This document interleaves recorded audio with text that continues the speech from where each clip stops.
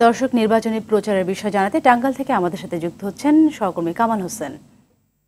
কামাল, উপজেলা পরিষদ নির্বাচন ঘিরে প্রচারণার কাজ কেমন চলছে, আর আরেকটি বিষয় জানাবেন, প্রার্থীরা তাদের প্রচারে কোন কোন বিষয়গুলোতে বেশি গুরুত্ব দিচ্ছেন?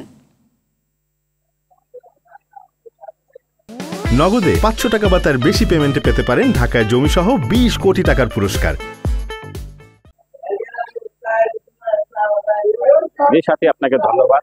ষষ্ঠ উপজেলা পরিষদ নির্বাচনের দ্বিতীয় ধাপে টাঙ্গাইলের ঘাটাইল, কালিয়াচী এবং ভূঁইয়াপুরে 3টি উপজেলা পরিষদের নির্বাচনে ভোট গ্রহণ অনুষ্ঠিত হবে আগামী 21শে মে।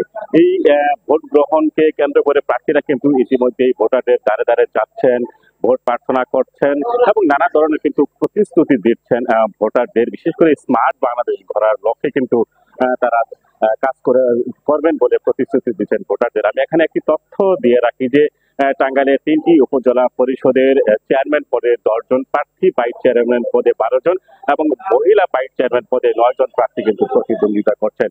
মোট 8,88,649 জন ভোটার তাদের ভোটাধিকার প্রয়োগের মাধ্যমে কিন্তু প্রতিনিধি নির্বাচন করবেন। এখানে আমি একটি তথ্য দিতে চাই যে টাঙ্গাইলের যে ভূঁইয়াপুর উপজেলা পরিষদ রয়েছে, সেই ভূঁইয়াপুর উপজেলা পরিষদে 5 জন চেয়ারম্যান প্রার্থী প্রতিদ্বন্দ্বিতা করছেন। এর মধ্যে 2 জন প্রার্থী উপজেলা আওয়ামী লীগের সাধারণ সম্পাদক এবং জেলা আওয়ামী লীগের সদস্য। এই 2 জন যে প্রার্থী আমিরুল ইসলাম তালুকদার বিদ্যুৎ এবং তাহারুল ইসলাম তোতা কিন্তু নির্বাচন থেকে সরে দাঁড়িয়েছেন।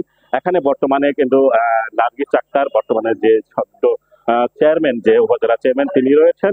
এছাড়াও বিএনপি থেকে উপজেলা বিএনপির সহসভাপতি, তাকে কিন্তু বহিষ্কার করা হয়েছে, তিনিও মাঠে রয়েছেন নির্বাচনে। এছাড়াও হেলিকপ্টার প্রতীকে কিন্তু ফিরোজ চৌধুরী উনি নির্বাচনে অংশ নিচ্ছেন। এখানে ঘাটাইল উপজেলা পরিষদের চেয়ারম্যান পদে কিন্তু 2 জন প্রার্থী প্রতিদ্বন্দ্বিতা করছেন। আপনি যেমনটি সংবাদে বললেন যে উপজেলা আওয়ামী লীগের সহসভাপতি লোকমান হোসেন এবং আরিফ হোসেন কিন্তু 2 জনের চেয়ারম্যান প্রার্থী পদে প্রতিদ্বন্দ্বিতা করছেন। এছাড়াও কালিহাতী যে সবচেয়ে যে চমকপ্রদ যে বিষয়টি রয়েছে, কালিহাতী উপজেলা, সেই কালিহাতী উপজেলা আব্দুল লতিফ সিদ্দিকী এবং কাদের সিদ্দিকীর যে ভাই রয়েছেন আজাদ সিদ্দিকী, তিনি কিন্তু নির্বাচনে অংশ নিচ্ছেন। এছাড়াও এখানে উপজেলা আওয়ামী লীগের সাধারণ সম্পাদক যিনি রয়েছেন আনোয়ার হোসেন। জি কামাল, আপনাকে অসংখ্য ধন্যবাদ সেখানকার সর্বশেষ তথ্যগুলো আমাদের সামনে তুলে ধরার জন্য।